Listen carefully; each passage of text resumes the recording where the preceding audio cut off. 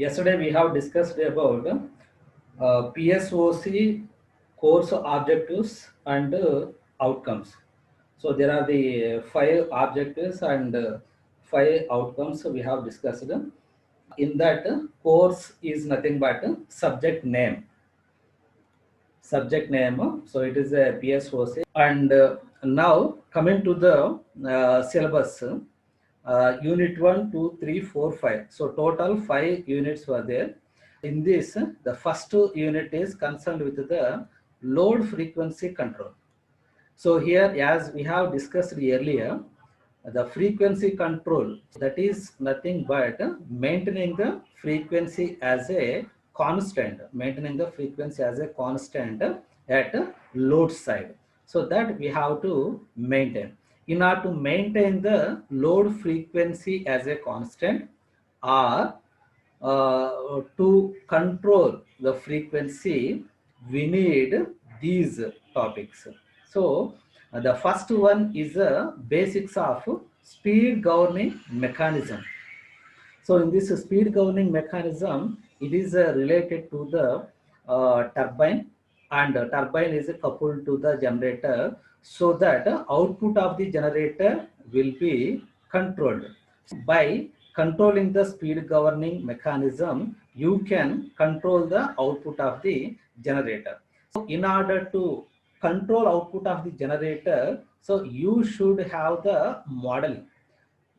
Suppose if you want to increase or decrease the output of the generator, you have to do something with respect to the speed governing system, so that the turbine will changes and the output of the generator also changes. For that, we need modeling. So what parameter has to be changed in order to get the required output? So that will be discussed in this speed governing mechanism and the modeling. The first, we will discuss about the theory of the speed governing, basic operation of the speed governing system, and later, based upon the theory concept, we will derive some equations and we will model it. Finally, we will get one block diagram.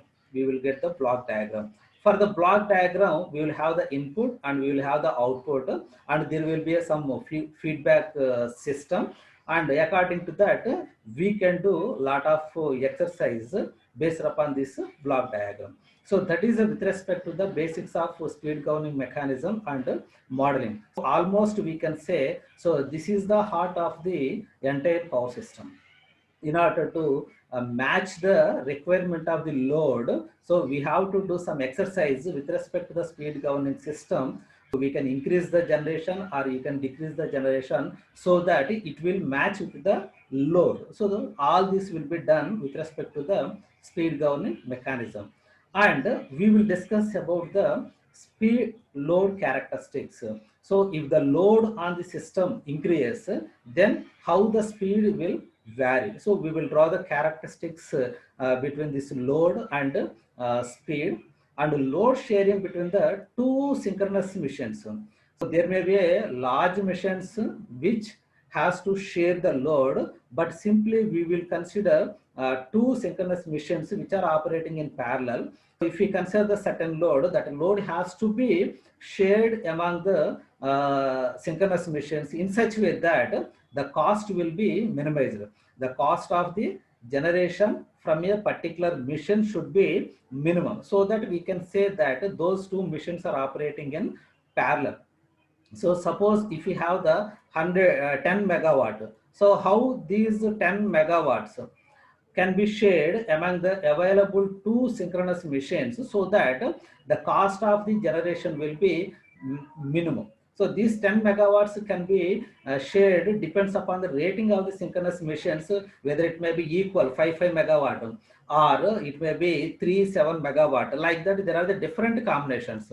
So for all the combinations, you have to calculate what is the cost, and there will be a least cost among available the combinations. So the least cost correspondingly, so how much load is shared, so that will be the economical operation or economical loading of the particular missions. So that will be discussed here.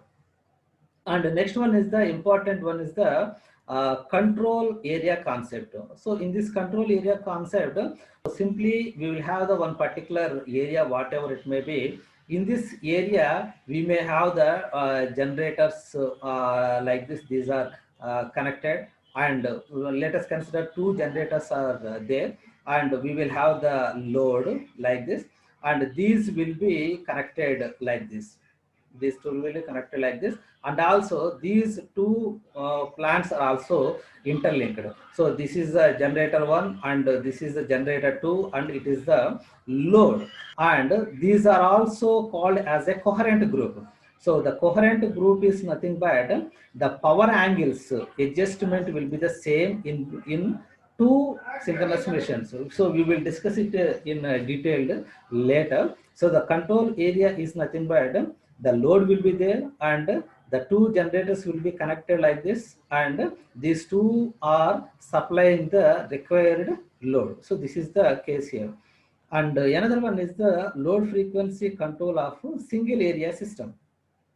So here load frequency control, it is also called as automatic generation control also in some textbooks. So here LFC, load frequency control, in simply it is called as a LFC. So LFC control of a single area system. So it is a single area. In the single area, so we have the two generators and load. Now for this we have to maintain the frequency as a constant. For this single area system, you have to maintain the frequency as a constant. So load frequency control of a single area system. So this is a single area, and for this single area system, you have to maintain the frequency as a constant. When the frequency will maintain as a constant, when the load is matches with the generation. So that has to be looked after here. If there is a only single area system, no problem at all.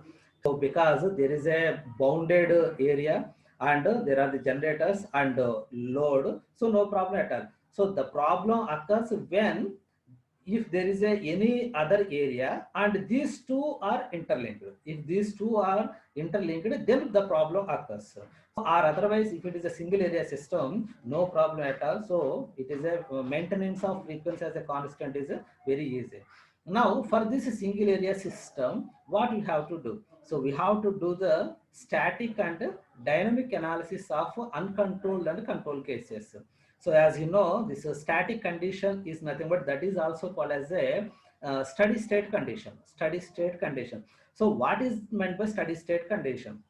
There is a certain load demand in the system, and according to the load demand, so there may be a losses also actually. So load demand plus losses, and it is equal to the generation. It is equal to the generation, and whatever the load and losses are there, according to that we have generated, and the total generation equal to the load demand and the losses. We are happily supplying the load. That is the steady state condition. In this steady state condition, if there is any disturbance occurs, then frequency response will be changes. So in this condition, frequency is maintained as a constant. If the disturbance means, so it may be changes in the load demand. Let us consider if there is a load demand increases or decreases, then the mismatch between these two occurs, the frequency changes. So that in the frequency you will get oscillations. You will get the oscillation. You have to damp out those oscillations. It is a steady state condition. Now in the dynamic analysis, so in the dynamic analysis, the frequency response will be taken in terms of the time. So the change in the frequency as a function of the time, and before reaching the steady state condition, so whatever the problems occurs in the frequency because of the disturbance, so it is comes under the dynamic analysis. We will discuss these detail in the dynamic analysis.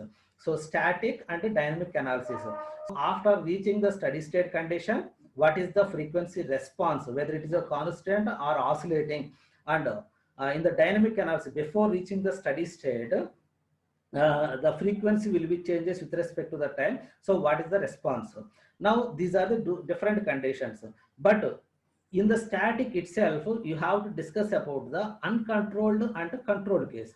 in the static analysis itself and a steady state condition itself, there are the two cases.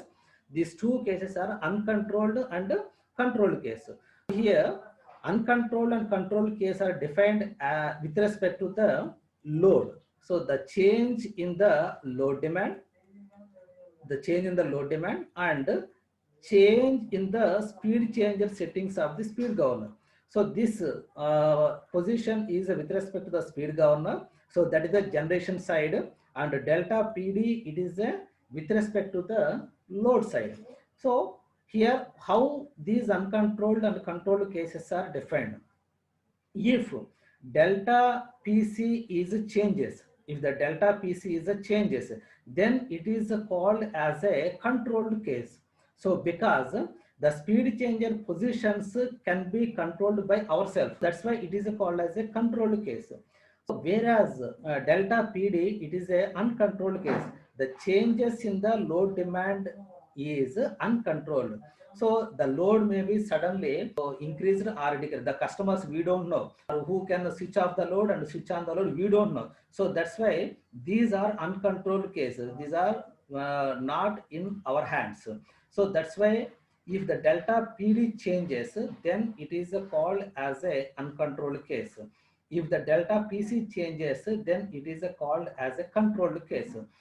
In the uncontrolled case, we will consider delta PC equal to 0. So that means the speed changer position is a constant and delta PD changes. We will analyze the steady state response of the frequency in the uncontrolled case by maintaining the delta PC as a constant and delta PD is a changes. In the vice versa, in the controlled case, delta PC will be variable and delta PD is a change, constant. Delta PD is a constant. So in these two cases, static analysis case 1 and case 2, in the dynamic analysis case 1 and case 2 will be discussed, and we will find out what is the frequency response. Because we want to maintain the frequency as the constant. So how the frequency response in the steady state and dynamic state under uncontrolled and controlled case. In the entire PSOC, we will discuss the responses in the delta. So delta and changes only. That is a delta F only. Delta F. So delta F means if frequency is a 50 Hz and the response it is a 49.5, the change in the frequency will be 0.5 Hz. So we will discuss this delta F equal to 0.5 Hz only. That's why it is called as a small signal analysis, SS. It is called as a small signal analysis.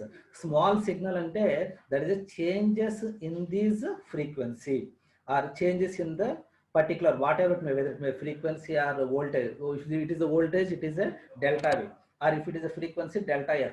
It is a small signal analysis or small signal response of a single area system, delta F and delta P. So that's why we have added delta, delta and delta. Delta P is a changes in the load demand. If the existing demand is a 10 and it is increased by 11, the delta PD will be 1 megawatt.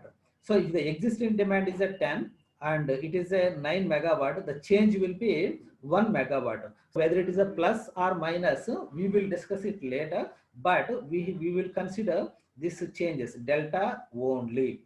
So, and next one is integration of economic dispatch control with LFC. Here, the LFC is a load frequency control area and economic dispatch. Here, LFC will look after whether generation is equal to load or not. If the LFC, load frequency control system, entire system, whatever it will contain, whether it contains a speed governing system, turbine, or generator, so this will look after whether generation equal to load or not. That's it. It will not exercise loadings. It will not exercise loadings of the various generators. Loadings of the various generators are units. Okay, so unit, it consisting of the turbine and generator and speed governing system. So if we call entire, it is called as a unit.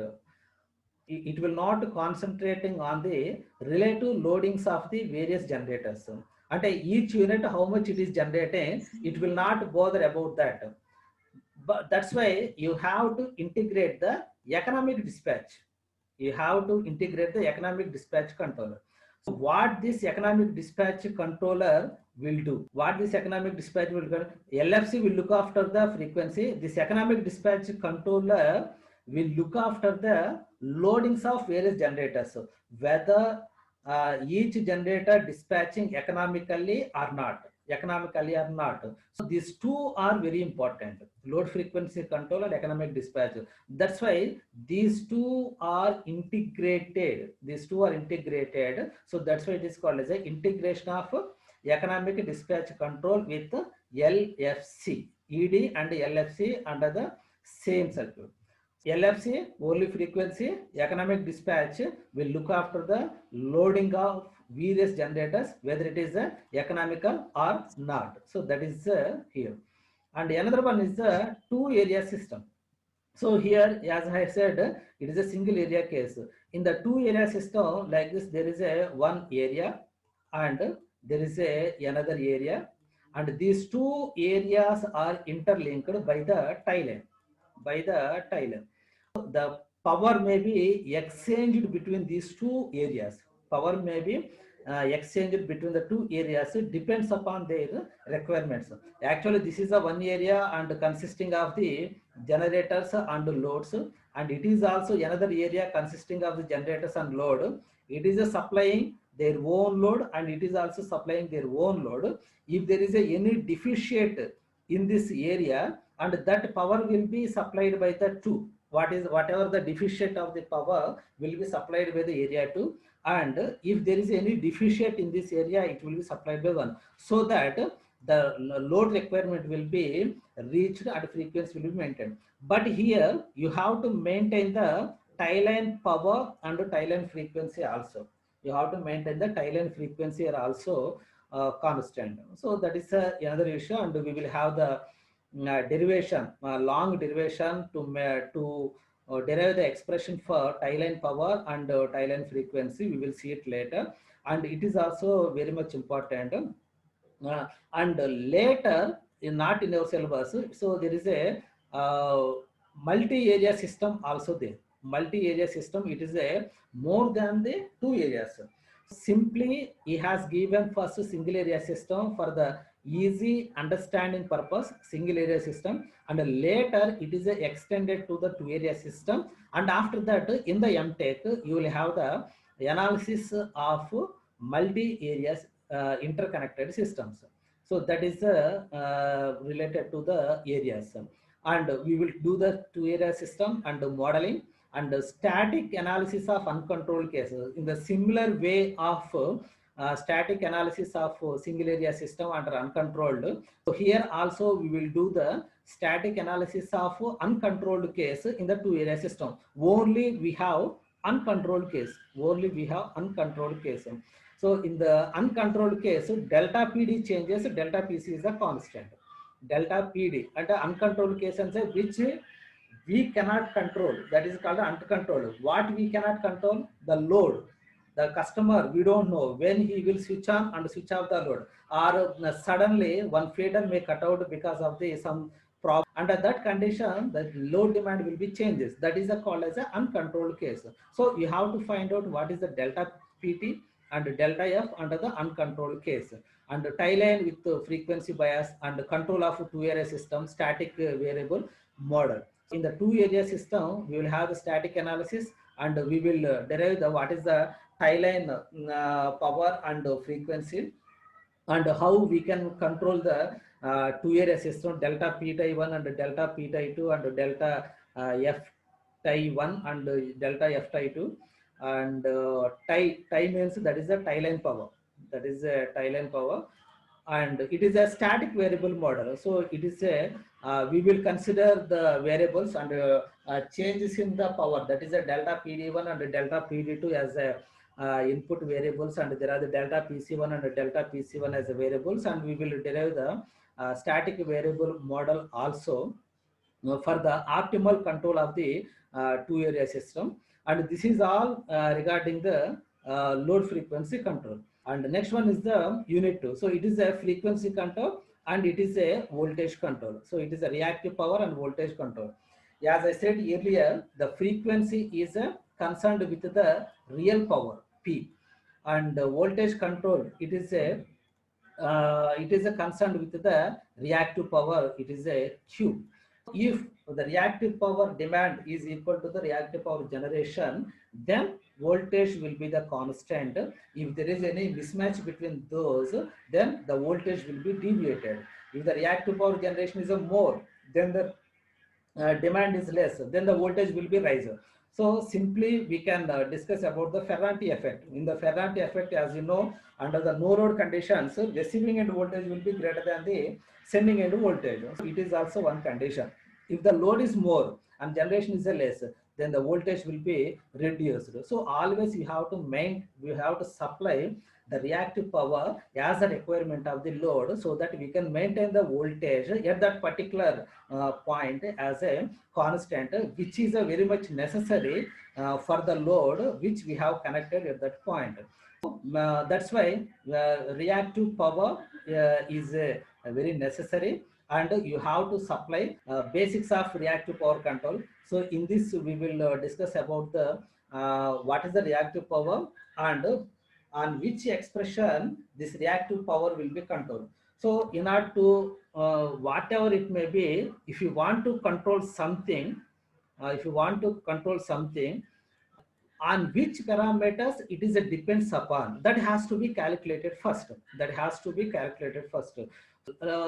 that we will derive an expression Q equal to some expression is there, and in that expression there are some variables, and if you control that variable, then you can control the reactive power. So that will be derived in this reactive power, and the reactive power can be controlled by changing the excitation systems at the generation side. This is the excitation system at the synchronous machine. You can do it, and we will do the modeling of the excitation system, and we will do the static and dynamic analysis of the excitation system and stability compensation. As it is becoming lengthy, I don't want to go in depth, so I will finish it. Generation and absorption of the reactive power. So what are the devices which absorbs the reactive power and which generates the reactive power? So that will be discussed here, generation and absorption of reactive power. So if you consider the reactive load, so those will be absorbed, and if you consider the capacitors, so those will be generated like that. So we will discuss it. Relation between the voltage power and reactive power at a node. In the entire transmission network, we will consider one particular node. At a particular node, we will derive the expression which relates the voltage, power and reactive power. And method of voltage control. So that is a tap changing transformer. We will discuss it here. Voltage. This is one of the method to control the voltage. That is a tap changing transformer. By changing the various taps on the secondary side of the transformer, you can inject some voltage. That is a tap changing transformer. System level control using the generator voltage magnitude setting, and we will derive it. And the tap setting of voltage, on load tap changing transformer, and MVR injection. MVR, it is a reactive power. So directly we will inject the reactive power into the system to maintain the acceptable voltage profile and minimize the transmission losses. So this is completely to control the voltage by compensating the reactive power. Unit 1 and Unit 2 frequency control and voltage control. So these two. And in the next class we will see Unit 3 and 4